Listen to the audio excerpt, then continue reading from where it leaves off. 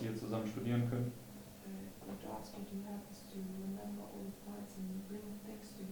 Ich möchte euch bitten, dass du uns hilfst, uns an alle Dinge zu erinnern und die Punkte zusammenzubringen. Und dass du uns dann vorbereiten kannst auf die Dinge, die zu uns oder auf uns zukommen.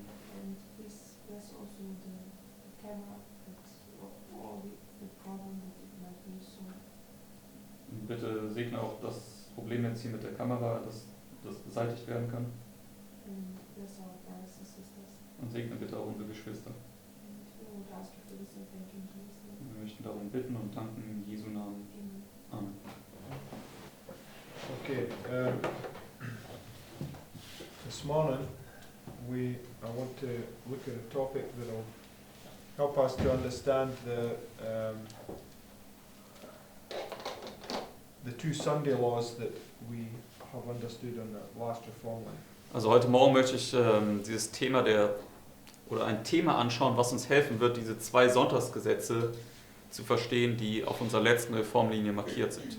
Okay, so this is the last Reform line here based upon the seven thunders. Das ist ja die letzte Reformlinie hier basierend auf den 7 Donnern. We know that it goes from the time of the end to the closed door. Und wir wissen, das geht von der Zeit des Endes bis zur geschlossenen Tür dann hier am Ende. Okay, so we're all familiar with that, right? Wir sind ja alle damit vertraut, denke ich.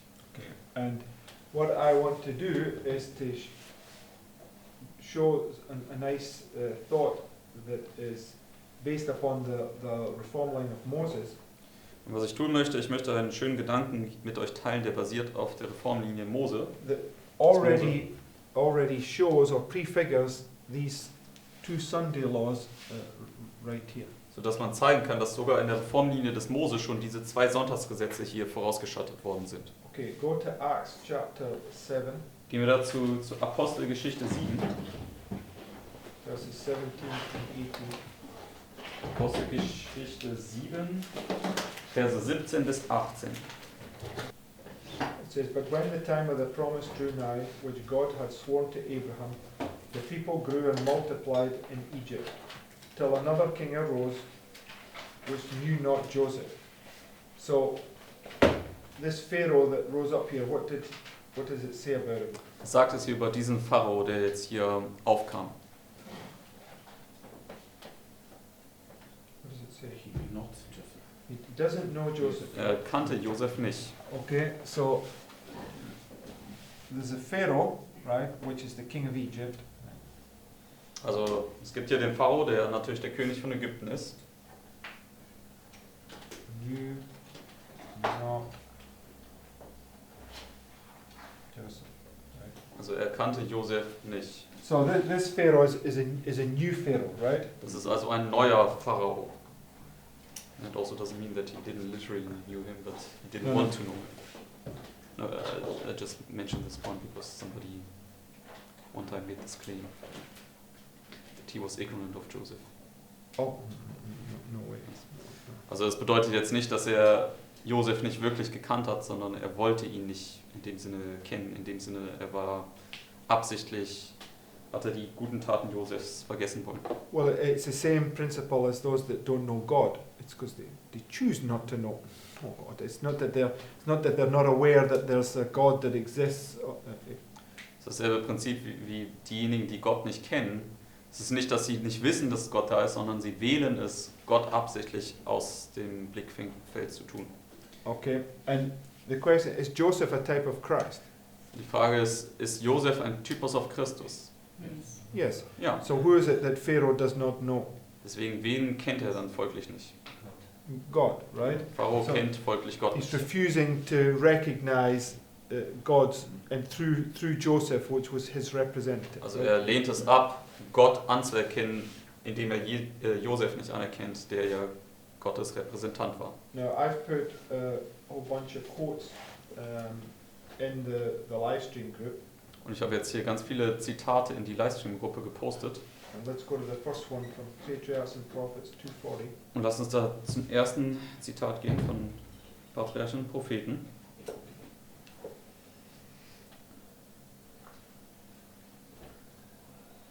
Und das ist 214 im Deutschen hier. Okay, it says Joseph outlived his father 54 years. He lived to see Ephraim's children of the third generation. The children also of Machir, the son of Manasseh, were brought up upon Joseph's knees. He witnessed the increase and prosperity of his people, and through all the years his faith in God's restoration of Israel to the land of promise was unshaken. When he saw that his end was near, he summoned his kinsmen about him. Honoured as he had been in the land of the Pharaohs, Egypt was to him but the place of his exile. His last act was to signify that his lot was cast in with Israel. His last words were, God will surely visit you and bring you out of this land unto the land which he sware to Abraham, to Isaac, and to Jacob. And he took a solemn oath of the children of Israel that they would carry up his bones with them into the land of Canaan. So Joseph died, being 110 years old, and they embalmed him, and he was put in a coffin in Egypt. And through the centuries of toil which followed, the coffin, a reminder of the dying words of Joseph, testified to Israel that they were only sojourners in Egypt, and bade them keep their hopes fixed upon the land of promise, for the time of deliverance would surely come. Okay? So the promise was that there was a deliverer that was going to be raised up to deliver them from this sojourning in this strange land. Right? Also es sollte hier ein Befreier aufkommen, der sie aus diesem Land herausführen würde. So this, Im fremden Land. when Joseph died, this Pharaoh rose up, right, and refused to recognize all the things that had been wrought through Joseph in Egypt. Also jetzt hier zu dieser Zeit kam dieser neue Pharao auf und er hat jetzt alles abgelehnt, was Josef hier für Ägypten getan hatte. Okay, go to the next quote from Proverbs 2:42. Und das war dann nach dem Tod von Josef. Gehen wir zum nächsten Zitat. It says, the king and his counselors had hoped to subdue the Israelites with hard labor, and thus decrease their numbers and crush out their independent spirit. Failing to accomplish their purpose, they proceeded to more cruel measures. Orders were issued to the women, whose employment gave them opportunity for executing the command to destroy the Hebrew male children at their birth. Satan was the mover in this matter. He knew that a deliverer was to be raised up among the Israelites, and by leading the king to destroy their children, he hoped to defeat the divine purpose. But the women feared God and dared not execute the cruel mandate. The Lord approved their course and prospered them. The king, angry at the failure of his design, made the command more urgent and extensive. The whole nation was called upon to hunt out and slaughter his helpless victims. And Pharaoh charged all his people, saying, every son that is born ye shall cast into the river, and every daughter ye shall save alive. While this decree was in full force, a son was born to Amram and Jochebed, devout Israelites of the tribe of Levi. The babe was a goodly child, and the parents, believing that the time of Israel's release was drawing near, and that God would raise up a deliverer for his people, determined that their little one should not be sacrificed, faith in God strengthened their hearts, and they were not afraid of the king's commandment. So, it says in Ezekiel 29:3 that Pharaoh is the dragon, right? Sagt in Hesekiel 29, Vers 3, dass Pharao der Drache ist. We know the dragon is Satan. Und wir wissen auch, der Drache, der ist Satan. So here you have Pharaoh. It says that Satan moved through Pharaoh to put God's people to death, right? Und hier haben wir jetzt gesehen, wie Satan durch den Pharao gewirkt hat, um Gottes Volk zum Tode zu bringen. Why did Satan do that? Und warum hat Satan das getan? Because he's a student of prophecy, right? Weil er ein Student der Prophetie ist und er wusste, dass Gott einen Befreier aufwecken würde. So it's marking here that a deliverer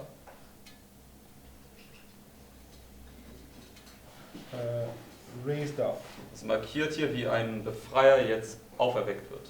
And then it's also marking this death decree. Es markiert dann auch hier dieses Todesdekret. Now, when we read about Joseph, to what generation did Joseph see? The third, right?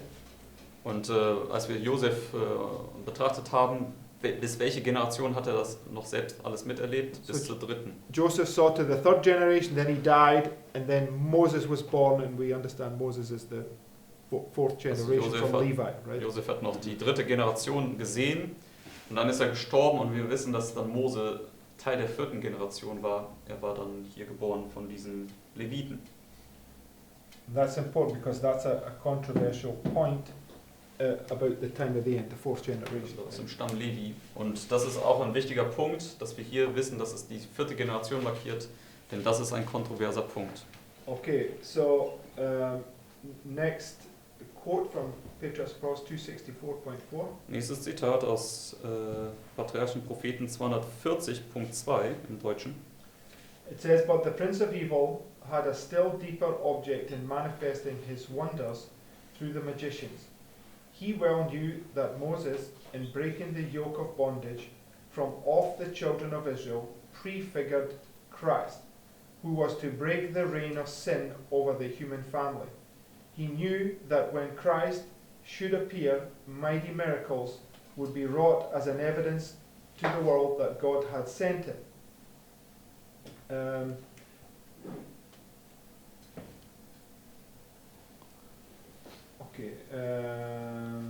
Satan trembled for his power. By counterfeiting the work of God through Moses, he hoped not only to prevent the deliverance of Israel, but to exert an influence through future ages to destroy faith in the miracles of Christ. Satan is constantly seeking to counterfeit the work of Christ and to establish his own power and claims. He leads men to account for the miracles of Christ by making them appear to be the result of human skill and power. In many minds, he thus destroys faith in Christ as the Son of God and leads them to reject the gracious offers of mercy through the plan of redemption. So the point is that Satan also recognizes that Moses is a type of Christ. Also hier sehen wir, dass Satan auch versteht oder verstand damals, dass Mose ein Typus auf Christus war. Right, so it's very, very clear Moses is a keen student of prophecy, right? Satan is a keen student. Also man kann ganz klar sehen, dass Satan ein scharfsinniger Student der Prophetie ist. And that's why he understands these times and he brings in these counterfeits to deceive God's people. Deswegen er versteht die Zeichen der Zeit und bringt dann diese Fälschungen hinein, um Gottes Volk zu verführen. Okay, so I'm just marking there Moses is a type of Christ. Ich möchte hier mit diesem Zitat einfach aufzeigen, dass Mose ein Typus für Christus war. Okay, so next quote. Nächstes Zitat, 223.3 im Deutschen. Okay, so at the time of the end in Reform line, what then comes? Zur Zeit des Endes auf unserer Reformlinie, was kommt dann dort? No, we've marked all that. I'm saying, what comes at the time of the end? Was kommt zur Zeit des Endes? No, we've marked. I've just said all that stuff we've marked, right? Yeah, an increase in knowledge, right? Ein Erkenntniszuwachs. Okay, so this next quote from 245.2. Also nächstes Zitat, PP 223.3. It says, "The elders of Israel were taught by angels that the time for their deliverance was near, and that Moses was the man whom God would employ to accomplish this work. Angels instructed Moses also that Jehovah had chosen him to break the bondage of his people. He, supposing that they were to obtain their freedom by force of arms, expected to lead the host against the armies of Egypt. And having this in view, he guarded his affections, lest in his attachment to his foster mother or to Pharaoh, he would not be free to do the will of God." Okay, so what's wrong with Moses' mindset? Also was ist falsch mit dem Gedankengut des Mose? Right? Er möchte das in eigener Kraft tun. He thinks he's going to do it by force of arms. Er denkt, er könnte das Volk durch die Kraft oder die Gewalt der Waffen befreien. Right, but go to the next quote. Nächstes Zitat. 246.2. Das ist dann 225.1 am So, folgende. Moses remained at court until he was 40 years of age. Right? So, 40, what is the 40 a symbol of? Also Mose blieb am Hof, bis er 40 Jahre alt war. Und wofür steht die Zahl 40 symbolisch? A wilderness, right? Für eine Wüste. So, you have this 40 years here, right? Also wir haben diese 40 Jahre hier. This is the binding off. right? Das ist die Zeit des Bindens hier. Okay, do we have lots of 40s in our binding off?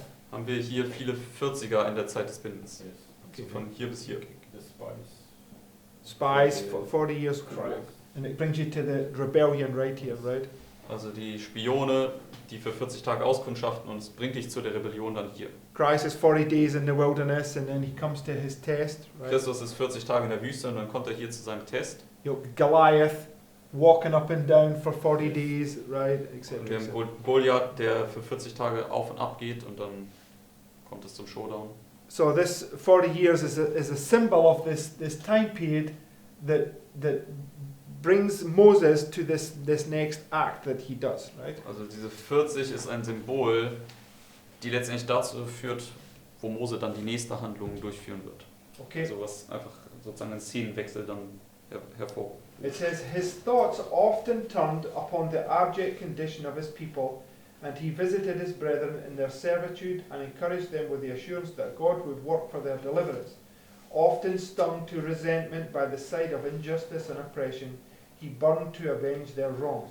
One day while thus abroad, seeing an Egyptian smiting an Israelite, he sprang forward and slew the Egyptian. Except the Israelite, there had been no witness to the deed. And Moses immediately buried the body in the sand. He had now shown himself ready to maintain the cause of his people, and he hoped to see them rise to recover their liberty. He supposed his brethren would have understood how that God by his hand would deliver them, but they understood not. Excuse me. It says, they were not yet prepared for freedom. And the following day Moses saw two Hebrews striving together, one of them evidently at fault. Moses reproved the offender, who at once retaliated upon the reprover, denying his right to interfere and basely accusing him of crime. Who made thee a prince and judge over us, he said. Intendest thou to kill me, as thou killest the Egyptian? The whole matter was quickly made known to the Egyptians and greatly exaggerated. Soon reached the ears of Pharaoh. It was represented to the king that this act meant much, that Moses designed to lead the people against the Egyptians, to overthrow the government and seat himself upon the throne. What's this whole scenario? What do we see here? Also was sehen wir hier in diesem ganzen Szenario? They thought Lord Christ was No. Twisted and exaggerated and brought against him. Okay, then maybe my question's bad. What I'm asking, we're dealing with this reform line about the Sunday law, right? We're putting things on here dealing with our time. Also wir schauen uns ja diese Reformlinie hier an und wollen vor allem das Sonntagsgesetz betrachten. So, Und wollen das auf unsere Zeit hier übertragen. what do we see here Was in können wir, relation to this reform line? was können wir hier sehen in Bezug auf diese It's Reformlinie? not the reform line of Moses we're dealing with. This is we're putting things that happened in Moses' line upon this line. Denn wir schauen uns ja nicht die Reformlinie des Mose an, sondern wir benutzen Mose-Reformlinie, um sie hier auf die letzte Reformlinie zu legen. Unintentional murder, and he's now got to flee. It was intentional. It wasn't intentional. No, it's totally intentional murder. So he didn't make the decision to go kill the man. He did it accidentally. Yeah. No, he killed the man. Right? That's not unintentional murder. Unintentional is you drop something accidentally and it kills a man. That's murder. Also das ist absichtlicher Mord gewesen, den Mose hier begangen hat. Er hat ja nicht aus Versehen jemand da getötet, Okay. sondern er hat das bewusst entschieden und gemacht.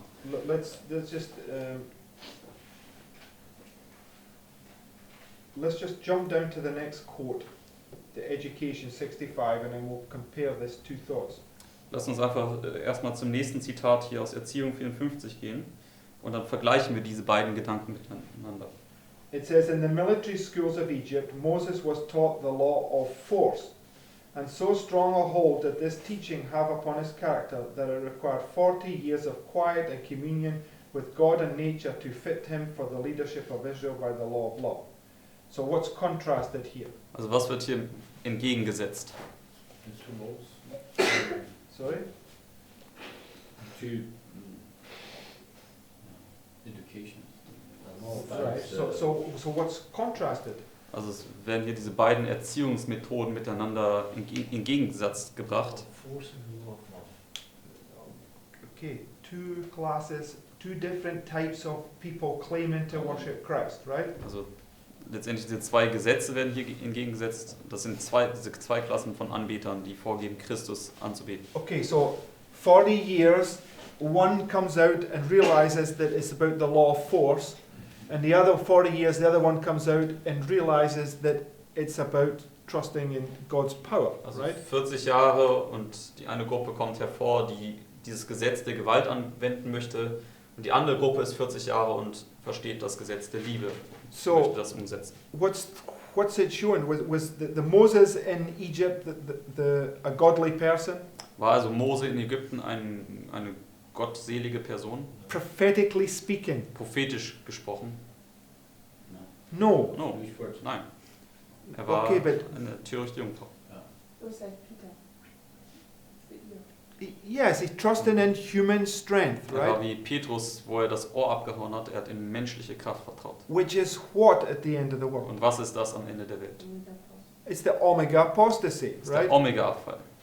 That's really what it is. It's humanism, right? Das ist letztendlich, was es ist. Es ist dieser Humanismus. So you have these two classes right here. One thinks that they're going to go into the cities and take on Rome in their own strength. Wir haben also diese zwei Klassen hier am Ende der Welt. Die einen, die gehen in die Städte und werden Rom in eigener Kraft begegnen wollen. And the other one is so meek that he doesn't trust in himself. He doesn't even want to speak his own words, right? Die andere Gruppe, die ist so gedemütigt, dass sie sich nicht in sich selbst vertrauen und noch nicht mal sich trauen, irgendwelche Worte zu sprechen. Right? We see the contrast between these two classes, right? Können wir diesen Kontrast dieser beiden Klassen erkennen? Now go to Exodus chapter 2. Gehen wir jetzt zu 2. Mose Kapitel 2.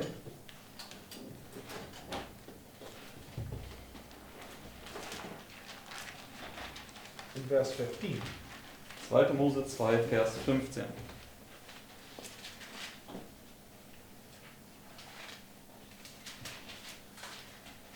It says, Now when Pharaoh heard this thing, he sought to slay Moses.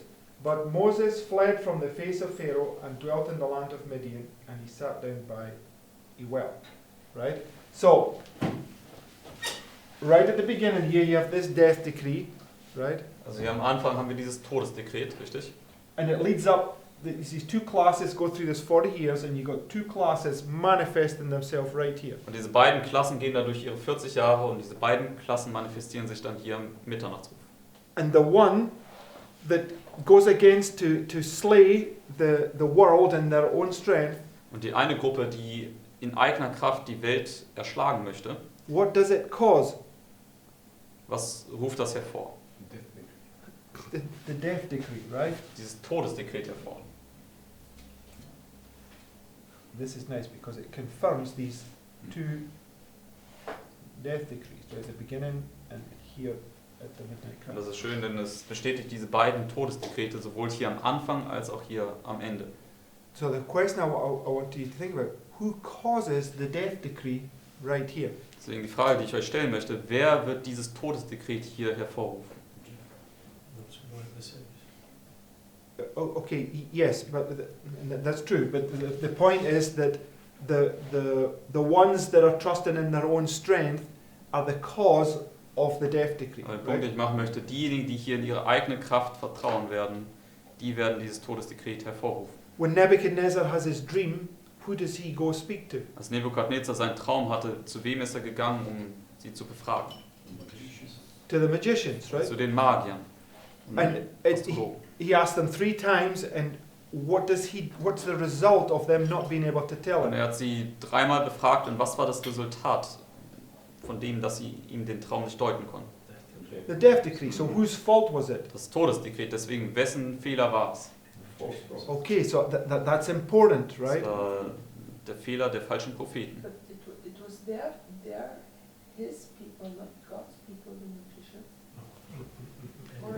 So Daniel and his colleagues were not part of the magicians. So God's Deswegen people. Daniel und seine Kollegen waren nicht Teil dieser Magier. But the magicians were his own people. No way. You should prove that to me. All in one pot. Es waren letztendlich alles Weise gewesen und Magier. You're looking at things literally, right? So, okay, for instance, we come to this point. Jannes and Jambres. Also du schaust diese Dinge zu buchstäblich an, zum Beispiel Jannes und Jambres. Who are, Pharaohs people. no, it doesn't matter. Who are they likened to in the New Testament? Also sie sind zwar Pharaos Leute damals gewesen, aber mit wem werden sie verglichen hier im Neuen Testament? Was sagt Paulus? Go to False teachers, false prophets. yes. Go to second. I think 2 Timothy. Gehen wir zum 2. Timotheusbrief, ist das glaube ich. Sie werden dort mit den falschen Lehrern verglichen.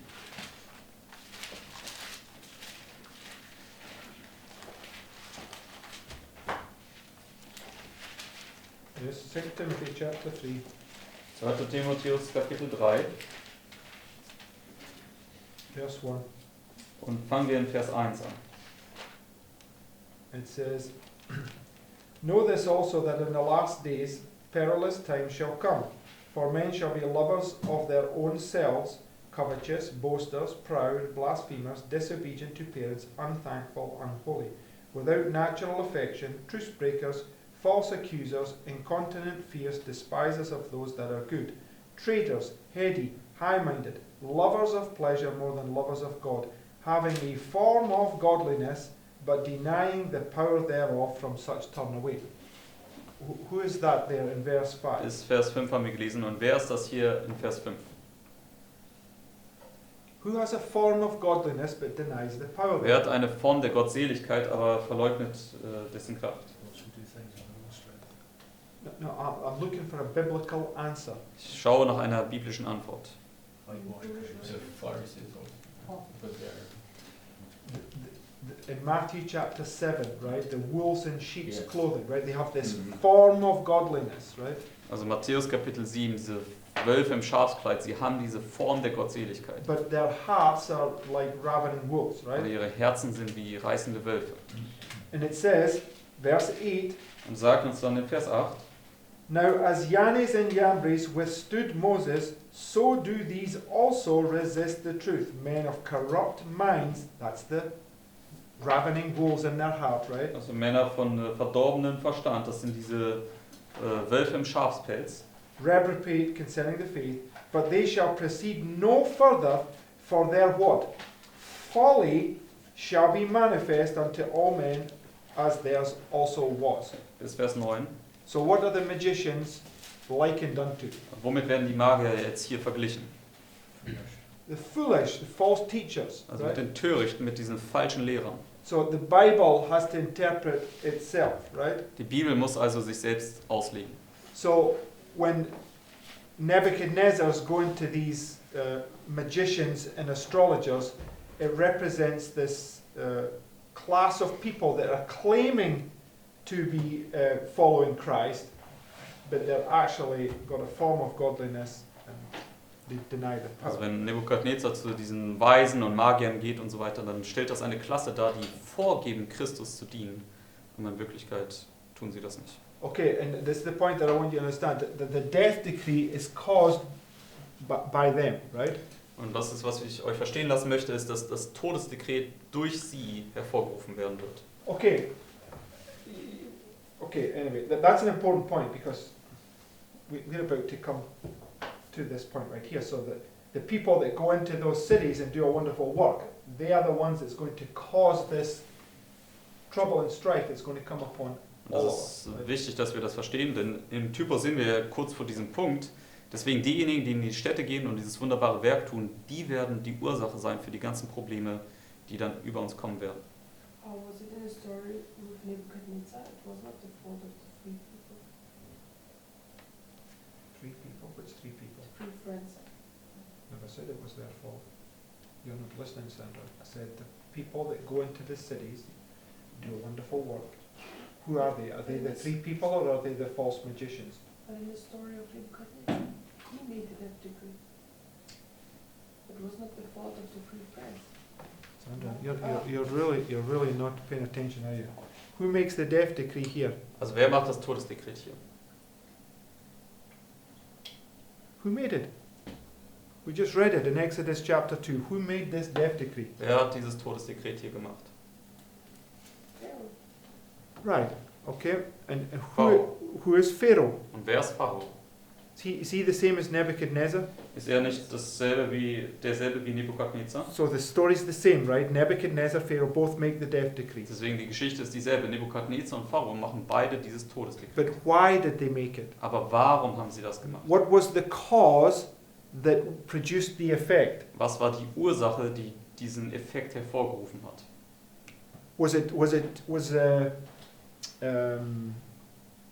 Was Moses and the God's people the cause that he made this death decree? War Right here? der treue Mose oder Gottes Volk hier die Ursache, dass er dieses Todesdekret When I gemacht say hat? Moses, I mean representing the Moses the shepherd. Also wenn ich Mose sage, meine ich damit jetzt Mose, als er der Hirte war, der treue war. No, what was the cause? Was war die Ursache für dieses Todesdekret? It was the man that trusted in his own strength, that thought he could take on Egypt in his own strength. That's what caused the death decree. Es war ja der Mann, der dachte, dass er Ägypten in eigener Kraft besiegen könnte. Der hat dieses Todesdekret hervorgerufen. Right? Richtig? It's the same people that he goes to, right? To ask them to understand the vision. It's exactly the same class. Selbe Klasse, dieselben Leute, zu denen Nebukadnezar geht, um sie zu befragen, was die Vision bedeutet. Okay, right. So now, we'll put this in place now, right? It's what does it say that the time of the end represents in Also regards to this scenario? Was sagt das? Was stellt die Zeit des Endes dar in Bezug auf dieses Szenario hier? What takes place at the time of the end? Was findet zur Zeit des Endes statt? Okay, maybe my question is bad. The thrones in churches coming together is the time of the end, right? It's the Sunday law crisis, right? Also Enwald sagt, Throne und die Kirchen kommen zusammen, es ist das Sonntagsgesetz. So the time of the end, which marks the birth of Christ, with this death decree come, is the Sunday law crisis, right? Die Zeit des Endes, wo die Geburt Christi stattfindet, markiert das Todesdekret. Es ist die Sonntagsgesetzkrise. Okay, and you have a death decree there that leads to this death decree here, right? Im Todesdekret hier, was zu diesem Todesdekret dort führt. Okay, now all that came about because a new Pharaoh arose who knew not Christ. Und das alles ist deswegen zustande gekommen, weil hier ein neuer Pharao aufkam, der nicht Josef kannte. Right? Richtig? So, if this is just a parallel to this, we should see the same attributes right here, right? Deswegen, wenn das hier einfach eine Parallele ist hierzu, dann sollten wir auch hier dieselben Merkmale sehen. Okay. Stimmt's? So, go to Exodus chapter 2, verse 23. Gehen wir dazu jetzt zu 2. Mose Kapitel 2, Vers 23. When these things come to pass, you will be so happy that you have these thoughts in your head, because then you can find comfort that God is in control, right? Und wenn diese ganzen Sachen dann eintreten, dann können wir Zuversicht und Frieden darüber finden, dass Gott in Kontrolle aller dieser Dinge ist, wenn wir diese Sachen verstehen. Okay, so verse 23, it says, and it came to pass in process of time that the king of Egypt died. Which king of Egypt is it talking about here? Vers 23, der König von Ägypten stirbt hier und über wen spricht es? The one in verse 15, right? Dieser selbe Pharao, der auch in Vers 15 beschrieben wird. Who's the one in verse 15? Und wer ist der Pharao in Vers 15?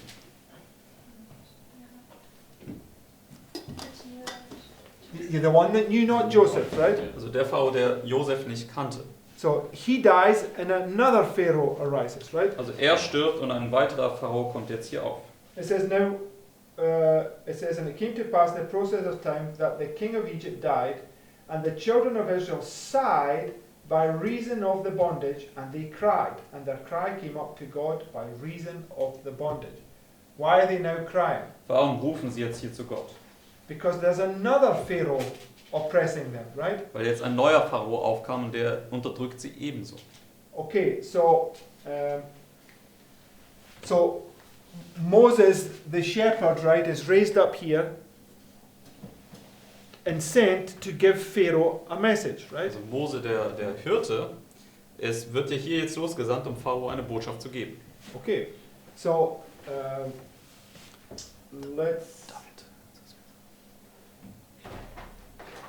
let's go to Exodus chapter 5, Gehen wir jetzt zu 2. Mose Kapitel 5, verses 1 to 5. Verse 1 bis 5. Scott, you want to read that first, please? And afterward Moses and Aaron went in and told Pharaoh, Thus saith the Lord God of Israel, Let my people go, that they may hold a feast unto me in the wilderness.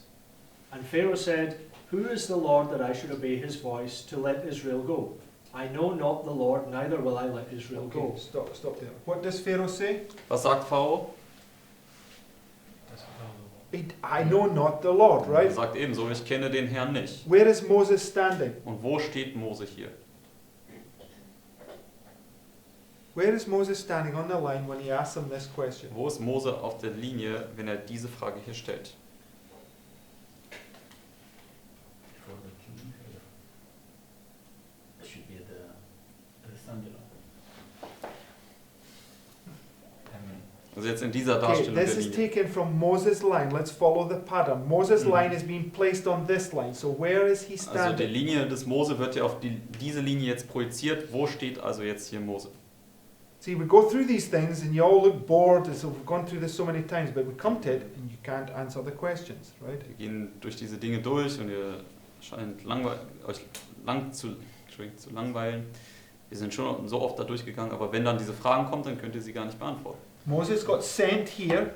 He had the test of circumcision here. He goes to the elders here. Where does he stand before Pharaoh? Also Mose wird hier gesandt, er hat die Beschneidung hier, er geht vor die Ältesten hier und wo steht Pharao? He stands here, this Er way. steht ja dann right? hier vor dem Pharao, richtig? Okay, this second Sunday law, right? Das ist das zweite Sonntagsgesetz. And he's a new Pharaoh. Und das ist ein neuer Pharao, That knows not Christ, right? dieser neue Pharao, der kennt Christus nicht. We have the same pattern, Yes. right? Okay. Also haben wir dasselbe Muster hier wieder? Ja. Read the next 3 verses. Scott. Nächsten 3 Verse. And they said, The God of the Hebrews hath met with us. Let us go, we pray thee, 3 days' journey into the desert, and sacrifice unto the Lord our God, lest he fall upon us with pestilence or with the sword. And the king of Egypt said unto them, Wherefore do ye, Moses and Aaron, let the people from their works? Get ye unto your burdens. And Pharaoh said, Behold, the people of the land are now many, and you make them rest from their burdens. So what's the controversy here? Also was ist jetzt hier die Kontroverse in diesen Versen? Sunday, so. Well, no, it's not Sunday. It's about the Sabbath, but them forcing them to break the Sabbath, Es right? geht hier um den Sabbat. Pharao möchte sie zwingen, den Sabbat zu brechen. It's not about Sunday because we are on the binding law. No, I'm just saying these verses, you don't get anything from Sunday in there. You just get about them forcing you to break the Sabbath. Also right? aus diesen Versen kann man jetzt nichts über den Sonntag entnehmen, sondern hier wird einfach nur erwähnt, wie sie zwingen, den Sabbat zu brechen. We know that when they force you to break the Sabbath, it's marking the Sunday law crisis. Und Right? wir wissen ja, dass wenn sie dich zwingen werden, den Sabbat zu brechen, das markiert dann auch die Sonntagsgesetzkrise. Okay, right. So, and we know that the word rest there means Sabbath. Und wir wissen, dass dieses Wort hier in Vers 5, Ruhe, ist Sabbat, Shabbat. So, go to this next quote from Patriarchs and Proverbs 2:57. Gehen wir zum nächsten Zitat in den Livestream. It says, Who is Jehovah, that I should obey his voice and let Israel go? Demanded the monarch. I know not Jehovah, neither would I let Israel go. Now, if you want a real proof there to show that Jehovah is Christ, it's right there in that verse, right? Das ist BP 234.3. Also wenn du einen Beweis haben möchtest, dass Christus Jehova ist, dann ist das genau hier. Okay, Sister White says it clearly, but the Bible's also shown it because he knew not Joseph, and Joseph's not a type of the Father, he's a type of Christ, right? Hier Pharao erkannte Josef nicht und Josef ist nicht ein Typus für den Vater, sondern für Christus. Right, so he knows not Jehovah, he knows not Christ. Und right? dieser Pharao hier erkennt Jehova nicht, erkennt Christus nicht. Okay, their answer was, the God of the Hebrews hath met with us. Let us go, we pray thee, 3 days' journey into the desert, and sacrifice unto the Lord our God, lest he fall upon us with pestilence or with sword. Tidings of them and of the interest they were exciting among the people had already reached the king. His anger was kindled. Wherefore do ye, Moses and Aaron, hinder the people from their works? He said, Get you unto your burdens. Already the kingdom had suffered loss by interference of these strangers. At thought of this he added, Behold, the people of the land are now many, and ye make them rest from their burdens. In their bondage the Israelites had to some extent lost knowledge of God's law, and they had departed from its precepts. The Sabbath had been generally disregarded, and the exactions of their taskmasters made its observance apparently impossible. But Moses had shown his people obedience to God was the first condition of deliverance, and the efforts made to restore the observance of the Sabbath had come to the notice of their oppressors. Right? So Pharaoh is an oppressor. Right? Also Pharao ist hier ein Unterdrücker. What does it say about Nebuchadnezzar? Und was sagt es über Nebukadnezar? Becomes a cruel and proud Er oppressor. wird zu einem right? stolzen und grausamen Unterdrücker. Okay, I'm just putting all these little points in place because they really help us to see this. Right? Ich setze all diese Punkte hier an den Platz, denn sie helfen uns wirklich, das Gesamtbild besser zu verstehen. Next quote Nächstes Zitat from Review and Herald. aus dem Review and Herald, 7. Februar. Says, This is the work now to be done on earth. Those who are living in transgression of the holy law of God will not find the truth palatable. When it is made plain that Sunday is a spurious Sabbath, founded upon the power of the man of sin, they will say in language too plain to be misunderstood, We want not a knowledge of thy ways, O Lord.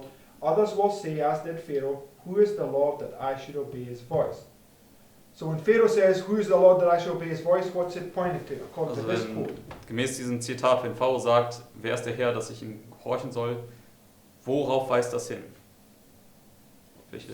The Sunday law crisis, right? Weist auf das Sonntagsgesetz So hin. saying, the first quote only confirms that they've been forced to break the Sabbath, but this one now brings in this Sunday Sabbath issue. Also das erste Zitat zeigt einfach nur auf, dass sie jetzt gezwungen werden, den Sabbat zu brechen, aber dieses Zitat zeigt uns auf, dass es die Sonntagsgesetzkrise ist. Next quote, Patriarchs and Proverbs 3:36. Nächstes Zitat aus PP 311. The Sabbath institution, which originated in Eden, is as old as the world itself. It was observed by all the patriarchs from creation down. During the bondage in Egypt, the Israelites were forced by their taskmasters to violate the Sabbath, and to a great extent they lost the knowledge of its sacredness. When the law was proclaimed at Sinai, the very first words of the fourth commandment were, Remember the Sabbath day to keep it holy, showing that the Sabbath was not then instituted. We are pointed back for its origin to creation, right? So again, there's another quote just showing you that this issue here is all about this point where God says, remember the Sabbath day to keep it holy. Also hier sieht man wieder, dass es um diese Streitfrage geht, um den Sabbat, wo er sagt, gedenke, den Sabbattag heilig zu halten. And it's pointed to the end of the world, to this Sabbath Sunday issue. Und das weist hier am Ende der Welt über diese Sabbat-Sonntag-Streitfrage. Now, okay, next quote, third selected messages. Nächstes Zitat, 3 SN. As God called the children of Israel out of Egypt, that they might keep his Sabbath, so he calls his people out of Babylon, that they may not worship the beast or his image. What does she do right here? Was macht sie hier in diesem Zitat? What's the message? So the call out of Egypt is here. This is where Pharaoh is saying we are to leave Egypt, right? Moses ist. Moses, excuse me. Also hier im Sonntagsgesetz ist ja dann der Ruf, aus Ägypten rauszukommen. Da sagt Mose, lass mein Volk ziehen. Was she paralleling that call to? Und womit setzt sie diesen Ruf jetzt parallel? Okay, Aus why are Babylon they to come out of Babylon? Und warum müssen sie aus Babylon rauskommen? Okay, Babylon is fallen, Weil right? Babylon ja hier gefallen And ist. we know that Babylon is fallen is the Sunday law crisis, right? Wir wissen, dass Babylon gefallen ist, auch die Sonntagsgesetzkrise. But what is she doing by this? Aber What is she was, paralleling? was tut sie damit? Was setzt sie miteinander parallel? Who is she paralleling? Wen vergleicht sie hier? No. Leave the papers out. Just call out of Egypt, call out of Babylon. Who is she paralleling? Ruf aus Ägypten, Ruf aus Babylon. Wen setzt sie parallel? Pharaoh and Nebuchadnezzar, Sie right? vergleicht Pharao mit Nebukadnezar. Okay, and then it comes on to the man of sin, right? It brings in this work of the papacy. Und dann bringt sie den Mensch der Sünde rein, was das Werk des Papsttums ist. But Babylon and Nebuchadnezzar are not the papacy. Aber right? Babylon und Nebukadnezar sind ja nicht das Papsttum. Because it says The man of sin who thought to change times and laws has exalted himself above God by presenting this spurious Sabbath to whom? Wem wurde dieser falsche Sabbat angeboten? To the world, right? Vorgeführt der Welt. Okay, so who is Nebuchadnezzar and who is Pharaoh? Deswegen, wer ist Nebukadnezar und wer ist Pharao? Dragon. No, in relation to what we're talking about. Who are they? In Bezug auf das, was wir hier reden und sprechen. Wer sind sie? The papacy has presented this false Sabbath to the world. Who's USA. Nebuchadnezzar and the papacy? Also Who's der Nebuchadnezzar and Pharaoh? Papst hat diesen falschen Sabbat der Welt vorgeführt. Wer ist also Pharao und wer ist Nebukadnezar? Yes, they represent the world, but Sie stellen die Welt dar, ja. represent this. No. Who's the leader of the world? Wer ist der Leiter der Welt? But I said USA.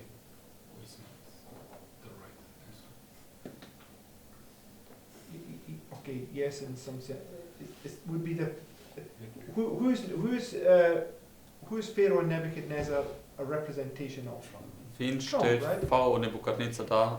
Trump. Okay, because a nation has a leader, right? This is talking about the mindset of this person who's in charge. Denn Right? eine Nation hat ja auch selbst einen Führer. Es spricht über das Gedankengut, über denjenigen, der dort in der Verantwortungsposition ist. So this is a nice confirmation to show that both Nebuchadnezzar and Pharaoh are represent the same person. Das ist eine schöne Bestätigung, dass sowohl Nebukadnezar als auch Pharao dieselbe Person darstellen. So he says, presenting this spurious Sabbath to the world, the Christian world has accepted this child of the papacy and cradled and nourished it, thus defying God by removing his memorial and setting up a rival Sabbath. Who sets up the rival Sabbath? Wer setzt diesen rivalisierenden Sabbat auf? Tells you right there. The Christian world, right? Steht hier die christliche Welt. So it's not talking about the papacy. The papacy presents this to them and they take it and put it in place, Das ist right? also jetzt nicht das Papsttum direkt, sondern sie präsentieren es ihnen und sie nehmen diesen falschen Sabbat und setzen ihn ein. Okay. And go to Isaiah 52 and verse. Just make one more point. Yes, Because here we can see Babylon is fallen, right? yes. At the time of the end, 538 BC, right? Yes. Babylon is fallen in 1798 also. Yes, So Babylon is fallen is the Sunday law. yes, Babylon is fallen is the Sunday law. So yes. it's another confirmation for these two Yes. Sunday laws. It's real nice because the DNA is already there in the alpha of Bible prophecy. Also ich habe den Punkt gemacht, hier ist ja Babylon gefallen, das ist das Sonntagsgesetz. Aber auch hier zur Zeit des Endes, zum Beispiel 538 vor Christus fällt Babylon oder 1798 fällt Babylon. Deswegen hat man auch hier Babylon ist gefallen, das Sonntagsgesetz.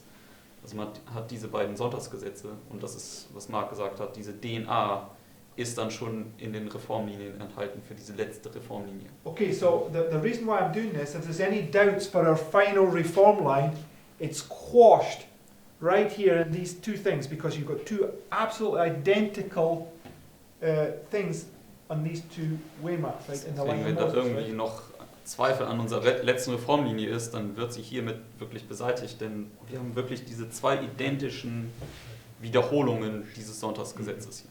Right, now go to Isaiah 52 and verse 4. Gehen wir jetzt zu Jesaja 52, Vers 4. Let's make a couple of more points and then we'll close. Wir werden noch ein paar Punkte machen und dann werden wir schließen. Jesaja 52, Vers 4. It says, for thus, in fact, Marius, you want to read that first? Verse 4. Jesaja 52, Vers 4. For thus said the Lord God, my people went down aforetime into Egypt to sojourn there, and the Assyrian oppressed them without cause. Okay, so my people went where? Also mein Volk ist wohin gegangen? Into Egypt. Into Egypt. Nach Ägypten. And who oppressed them? Und wer hat sie dort unterdrückt? The Assyrian. The Assyrian. Der right? Assyrer. Now, if you look this up, the Assyrian is this one right here. Und wenn ihr das nachschaut, dann war dieser Pharao dieser Assyrer gewesen. Okay, so the Assyrian is the subject of Bible prophecy. Und der Assyrer ist ja ein Thema der biblischen Prophetie. So the Pharaoh is a title, right? Pharao ist ja ein Titel. It's another way for saying you are the king of Egypt. Das Right? ist einfach nur eine andere Art und Weise zu Ja, sagen, von du bist Caesar. der König von Ägypten, so wie Caesar zum Beispiel ein Titel war. Okay, so the point is that this Pharaoh here was an Assyrian. He came from the Assyrian royal line, Yes. right? Also dieser dieser Pharao war ein Assyrer und er kam ursprünglich von der assyrischen königlichen Linie. Now go to Isaiah chapter 10 Gehen wir jetzt zu Jesaja Kapitel 10. and verse 5. Jesaja 10, Vers 5. It says, in fact, David, read 5 and 6 for us. Lesen wir die Verse 5 und 6 in Jesaja 10. O Assyrian, the rod of mine anger, and the staff in their hand is mine indignation. I will send him against an hypocritical nation, and against the people of my wrath will I give him a charge, to take the spoil and to take the prey, and to treat and to tread them down like the mire of the streets. Okay, so what is being represented? How do we understand these verses? Also was wird jetzt hier dargestellt? Wie verstehen wir diese Verse hier? Susie, you know that I'm going to ask you that question, right? What do we understand about that? Who's the Assyrian here? Who's it pointing to? Wer ist der Assyrer hier? Auf wen weist das hin?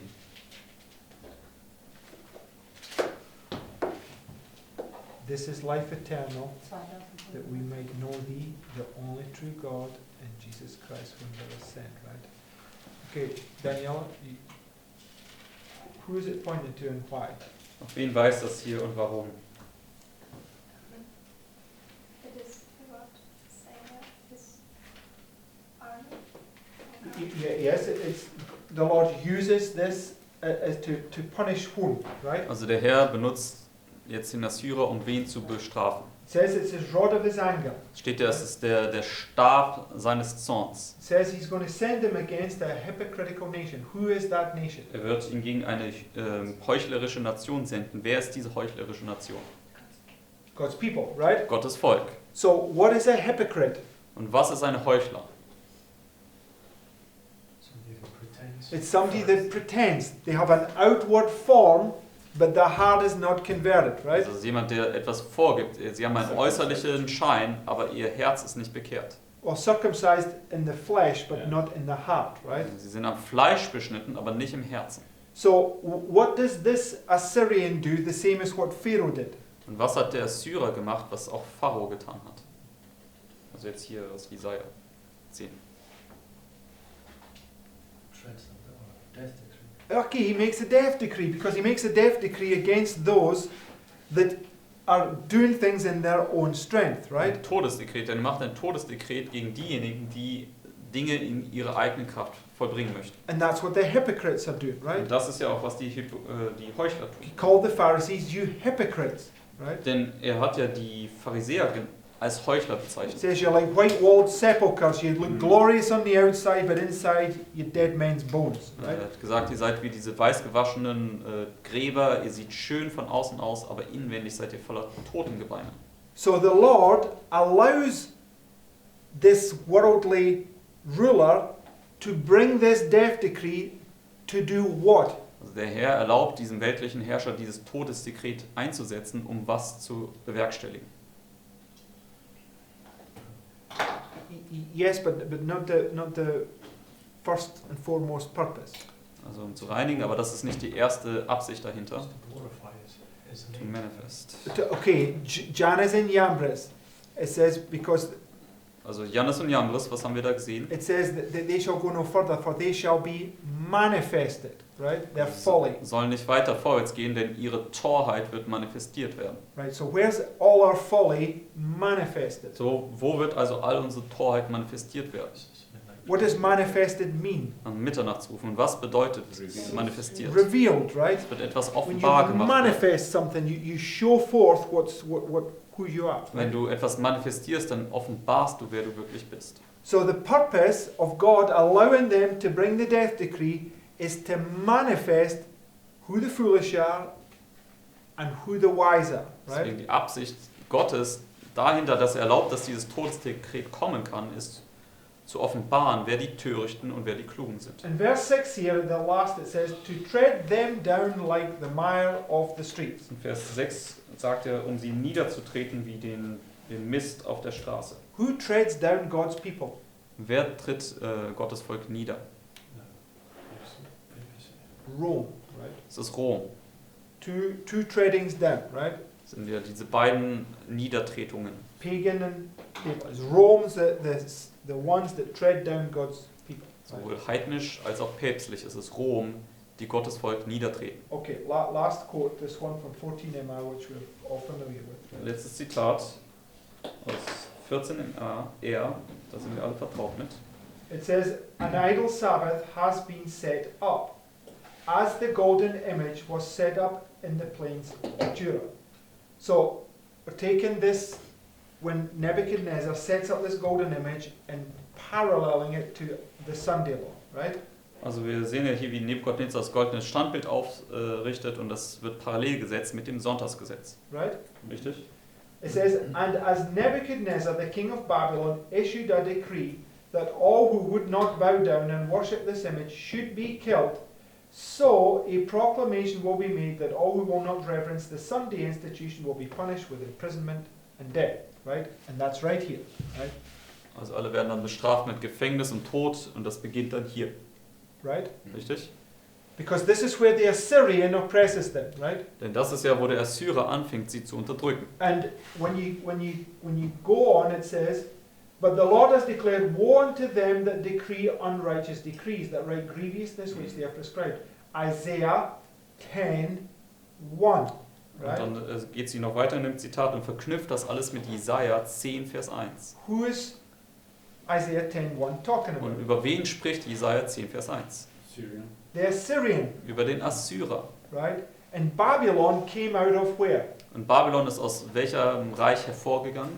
Assyria, Aus right? dem assyrischen Reich. So this quote's just showing you that Assyria and Babylon are the same thing, right? Deswegen dieses Zitat zeigt uns einfach, dass Assyrien und Babylon dasselbe ist. So she takes the call out of Egypt, marks it with the fall of Babylon, and then she takes the Babylon and parallels it to the Assyrian that's oppressing God's Also people. der Ruf aus Ägypten ist eine Parallele mit dem Ruf aus Babylon und dann nimmt sie auch den Babylonier und setzt ihn parallel mit dem Assyrer. Right? Richtig? Very important that we see that.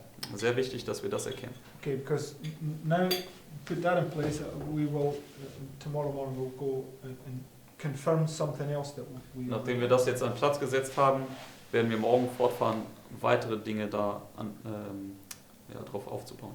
But what's nice about this, you have lots of witnesses to prove Sunday law at the time of the end, leading to a Sunday law here, right? Aber was schön ist, dass wir wirklich jetzt viele Beweise haben, zu zeigen, dass ein Sonntagsgesetz hier an der Zeit des Endes markiert ist, gefolgt von einem Sonntagsgesetz an dieser Wegmarke. Right? Richtig? Okay, it might seem laborious, but it's these evidences, right, that cause us to stand strong in our faith, right? Und das mag jetzt sozusagen beinhalten, dass wir da uns durcharbeiten müssen, aber es sind letztendlich diese Beweise, die uns stark machen in der Prüfung. Okay, because God is whom? Who is He? Denn wer ist Gott? Wer ist He er? is the. Okay, He is Alpha and Omega, the beginning and the end, right? Er ist das Alpha und das Omega, der Anfang und das Ende. So if it's right here in the Alpha, it's right there at the end, right? Deswegen, wenn man das im Alpha sieht, in der Moselinie, ist es genauso hier am Ende. Amen. Amen. Okay, let's close it. Lass uns mit dem Gebet abschließen. Dear Heavenly Father, we thank you for this new morning you have given to us. Lieber himmlischer Vater, wir danken dir für diesen neuen Morgen, den du uns gegeben hast. We thank you that we are so privileged to be here and to learn out of your word. Danken dir, dass wir dieses große Vorrecht haben, dass wir hier sein dürfen und von deinem Wort lernen dürfen. Please be with us on this day and help us to act according to your word. Und bitte sei mit uns am heutigen Tag und hilf uns auch gemäß deines Wortes zu handeln. And help us to meditate upon these words. Und hilf uns, über diese Worte nachzudenken. We ask and pray in Jesus' name. Amen. Wir bitten und danken dafür in Jesu Namen. Amen.